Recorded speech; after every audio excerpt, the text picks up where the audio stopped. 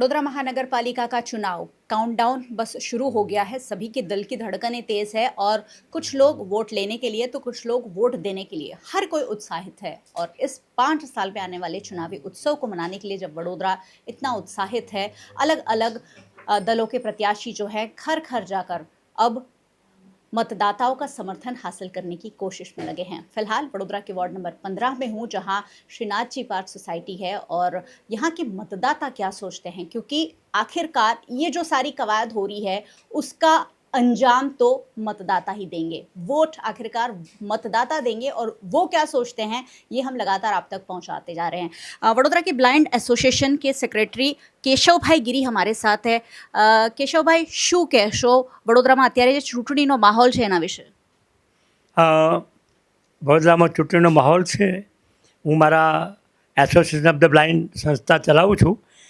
હું બધા વડોદરાના જાગૃત નાગરિકો માટે એટલું જ કહીશ કે ચૂંટણીનો માહોલ છે અને કોઈ હંમેશા પરિવર્તન હોવું જોઈએ. અને આ ઘણા બધા દુનિયાના દેશોમાં તો એવી પણ વ્યવસ્થા છે કે જો તમારો નેતા બરાબર ના હોય તો રિકોલની વ્યવસ્થા છે બંધારણમાં. તો આપણો ઉમેદવાર આપણું કામ કરે એવા ઉમેદવારને આપણે પસંદ કરવા જોઈએ, એવાને ચૂંટવા જોઈએ. એક જેટલું જાય એટલે બીજા જેટા પાછળ જાય એ પદ્ધતિ હવે જરૂર નથી. સમય પાકી ગયો છે. લોકો જાગે, નેતાને ઓળખે અને જે કામ કરે. આ આશીષભાઈ જોશી એ વરસતા વરસાદમાં અમારી સોસાયટીમાં પાણી ભરાય ત્યારે જોવા આવે અને તરત જ એનો નિકાલ કરતા હતા. મતલબ કે લોકોના કામ કરે, લોકો માટે કામ કરે, લોકો માટે એ હંમેશા તૈયાર હોય એવા નેતાઓ ચૂંટાવા જોઈએ એવું હું માનું છું.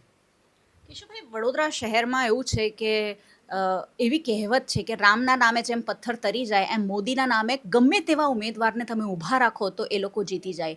આ વખતે 5 વર્ષોમાં જે રીતે કામ થયા છે એને કેવી રીતે મૂલવશો અને એના આધારે વડોદરાના લોકોને શું સંદેશ આપશો? 2 ઇંચ વરસાદ પડે તો વડોદરા રાવપુરા છલકાતું હોય છે. હું તો મારી આંખો નથી પણ લોકો દ્વારા સાંભળેલી વાતો એ જ છે.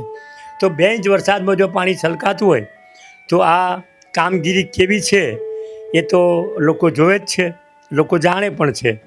અને રામના નામે પથ્થર તરવાની જે વાત છે, ભલે મોદી સાહેબ એ આ દેશ માટે અને વિશ્વ માટે બરાબર છે, પણ જ્યાં સ્થાનિક સ્વરાજ્યની સંસ્થાઓ છે એમાં તો ચોક્કસ કામ કરતા નેતાઓ જ આવવા જોઈએ. રામના નામે પથ્થર તરે એ પદ્ધતિ હવે સમયની માંગ નથી. સમયની માંગ એ છે કે સારા અને લોકો માટે કામ કરનારા નેતાઓ ચૂંટાય તો જ આ વડોદરા શહેર એ પાણીમાંથી મુક્ત થાય એવું હું માનું છું. વોર્ડ નંબર 15માં છેલ્લા 5 વર્ષોમાં તમને કોણ કામ આવ્યું છે અને કેવી રીતે તમને અહીંયાના મતદાતાઓને સપોર્ટ મળ્યો છે સ્થાનીય જનપ્રતિનિધિઓનો? જોકે હું તો બહુ નેતાઓ સાથે પરિચય નથી, પણ મેં હમણાં કીધું એમ કે આશીષભાઈ જોશી વરસતા વરસાદમાં અને ગાયોનો ત્રાસ હોય તો પણ કંઈ પણ ટૂંકમાં પ્રોબ્લેમ કહીએ એટલે અડધો જ કલાકમાં એ હું કહું એવું નહીં, ત્રણેય સોસાયટીમાંથી કોઈ પણ કહે તેના પ્રોબ્લેમ તરત જ એનો ઉકેલ લાવતા હતા. હું આ જાણું છું. તો આ બધી સોસાયટીઓનો સહયોગ હવે આશીષભાઈ જોશીને મળશે, કારણ કે એમણે પાર્ટી હવે ચેન્જ કરી છે, એમણે પાર્ટીમાંથી સસ્પેન્ડ કરીને બીજી પાર્ટી જોઈન કરી છે. હું એવું ઈચ્છું છું કે લોકો જો જાગૃત હોય અને મેં કીધું એમ એક ઘેટું જાય ને બધા ઘેટાની પાછળ જાય, આ વિચારમાંથી જો મુક્ત થાય અને માનસિકતા જો બદલાય તો આશીષભાઈ જોશીને જ આ બધી સોસાયટીનો સપોર્ટ મળવો જોઈએ. અને ના મળે તો મારી દૃષ્ટિએ જનતા ફરીથી પાછી વરસાદના પાણીમાં રહેશે.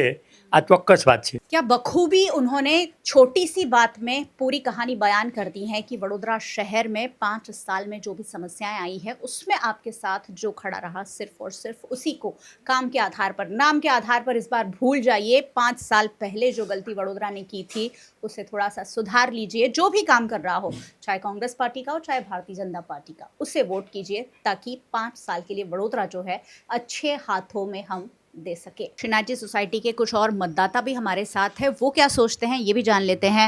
નવનીતભાઈ, કેટલા વર્ષોથી અહીંયા રહો છો અને શું સમસ્યાઓ છે ને કેવી રીતે સોલ્વ થાય છે?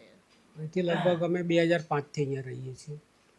અત્યારે તો શું છે કે પહેલાં એ 15 નંબરમાં આશીષભાઈ જોશી હતા, એ અમારા આ વિસ્તારમાં સારા એવા કામ કરેલા છે અને એ દ્રષ્ટિએ અમને એમની ઓળખાણથી આ પેનલને બધા જેટલો સપોર્ટ મળે એટલો અમે કરવા માટે તૈયાર છીએ. કેવા કેવા સમયે આશીષભાઈ કામ આવ્યા છે? ક્યારે તમે એમને ફોન કર્યો? શું સમસ્યા હતી ત્યારે ફોન કર્યો છે? વધારે પડતા તમારા પ્રાણીની સમસ્યાઓ, પછી જે વરસાદી પાણીનું છે, નળના બી પાણીના છે, ગટરનું છે, એ બધા આયોજનમાં એ કરતા જ હોય છે. અને જ્યારે બી કોઈ જગ્યાએ એવું લાગે કે આ જગ્યાએ એ છે તો એ તૈયારીમાં એમના કામ કરતા થાય. શું લાગે છે શ્રીનાથજી સોસાયટીના જે લોકો છે એ આશીષભાઈના સમર્થનમાં આગળ આવશે આ વખતે? એવી તો લાગે છે કે બધા એમના સારી રીતે ઓળખે છે એટલે એ રીતે પેનલમાં સપોર્ટ કરે એ લાગે. आज 23 तारीख और 26 तारीख को वडोदरा वोट करेगा। सिर्फ 3 दिन बचे हैं, जिसमें से एक दिन शनिवार को तो प्रचार होगा नहीं। ऐसे में ज़्यादा से ज़्यादा अब लोगों से संपर्क करने की कोशिश हो रही है। वार्ड नंबर 15 की कांग्रेस पार्टी की पैनल मेरे साथ है। हितेश भाई माछी है, जो यहाँ के काफ़ी लोकप्रिय युवा नेता के रूप में उभर कर आए हैं। हितेश भाई, केવો પ્રતિસાદ હવે અંતિમ સમયમાં મળી રહ્યો છે? શું લાગી રહ્યું છે? લોકો તમારા સમર્થનમાં કેવી રીતે આવી રહ્યા છે? આપની ચેનલની માધ્યમથી જરૂરથી બતાવી દઉં. અત્યારે આપ શ્રીનાથ દીપ સોસાયટીમાં બેઠેલા છે. આપણી સાથે બ્લાઇન્ડ એસોસિએશનના સેક્રેટરી છે, એમને બી તમે સાંભળ્યા. એમનો જે આવકાર છે અમારી પેનલ માટેનો, એમના આશીર્વાદ છે. પૂર્વ વિસ્તારમાં જાગૃત બનીને નીકળ્યા છે, અમારી માટે પ્રચાર કરી રહ્યા છે અને એ જ વિશ્વાસથી અમારા વિસ્તારમાં અમારી પેનલ જંગી બહુમતીથી આવી રહી છે એ શ્યોર થઈ ગયું છે, એ નક્કી છે. આશીષભાઈ, 5 વર્ષ તમે જે કામ કર્યા એ હવે કામ આવી રહ્યા છે એવું લાગે છે? જ્યારે સામેથી લોકો કહે છે કે અમારા જ્યારે કામ હતા ત્યારે આશીષભાઈ આવીને ઊભા હતા, આ બધા જે રિસ્પોન્સ મળી રહ્યા છે એ લાગે છે કે આ બધા જ વોટ તમને મળવા જઈ રહ્યા છે? વિસ્તારના તમામ નાગરિકો આ જ રીતે અમારી રાહ જોયા છે, કર્યા છે કે ભાઈ તમે આજે કેટલા વાગે અમારા ઘરે આવો છો. સામેથી બોલાવીને ઘરે બેસાડે છે. એનું એક જ કારણ છે કે જો કામ ના કર્યા હોય તો દરવાજો બંધ થઈ જાય, આગળ જાઓ. આ નાગરિકો છે, આ જનતા છે, કોઈ દિવસ એના કામ કર્યા વગર એ આવકારવાની નથી. તમામ વિસ્તારમાં અને ખાસ કરીને જ્યાં આપણે અત્યારે બેઠા છે આ શ્રીનાથજી પાર્ક સોસાયટી, પ્રગતિ ક્રીડા મંડળની આસપાસનો વિસ્તાર પાણીથી તરબોળ હોય એવું સમજો કે 2021, 2022, 2023 અને 24માં જે એમને યાતનાઓ ભોગવી છે એ ખૂબ જ વધારે પડતી હતી. લોકોના ઘરોમાં 3 દિવસ સુધી પાણી રહ્યા. પણ એનો કાયમી નિકાલ લાવવા માટે આશીષ જોશી વડોદરાના મ્યુનિસિપલ કમિશનર જોડે સભામાં પણ લડી ચૂક્યા છે, જે આપ સૌ જાણો છો. આ વિસ્તારનું પાણી જે મહાનગરના નાળા પર જાય છે અને એ નાળું મેં નવું બનાવીને સાફ કરીને 6.5 કરોડના ખર્ચે આ જનતાને કાયમની શાંતિ કરી આપી છે, એનો મને ગર્વ રહેશે. કાયમ માટે આ વિસ્તારમાંથી હવે પાણી ભરાવાનો પ્રશ્ન ફરી નહીં થાય એવું મને ચોક્કસ ખાતરી છે. એટલે હવે લોકો એવું કહે છે કે અમારા કામો કર્યા છે તો એમને મત આપવો બી પડે અને એમને મત માગવાનો અધિકાર છે, જેના ભાગરૂપે હું આ નંદનવન સોસાયટીથી લઈને તપોવન અને નવકાર વાટિકા, પ્રગતિ ક્રીડા મંડળની આસપાસની લગભગ 12 સોસાયટીઓમાં ફર્યો છું. કોઈ પણ જગ્યાએ કોઈએ એવું નથી કીધું કે આજે દેખાયા, કારણ કે 5 વર્ષ સતત એમની વચ્ચે રહ્યો છું. પૂરમાં પણ રહ્યો છું અને એના પહેલાં હું આ વિસ્તારનો નાગરિક હતો, વોર્ડનો પ્રમુખ પણ હતો અને મેં કોરોના કાળમાં પણ સમયમાં પણ ફરજ નિભાવી છે.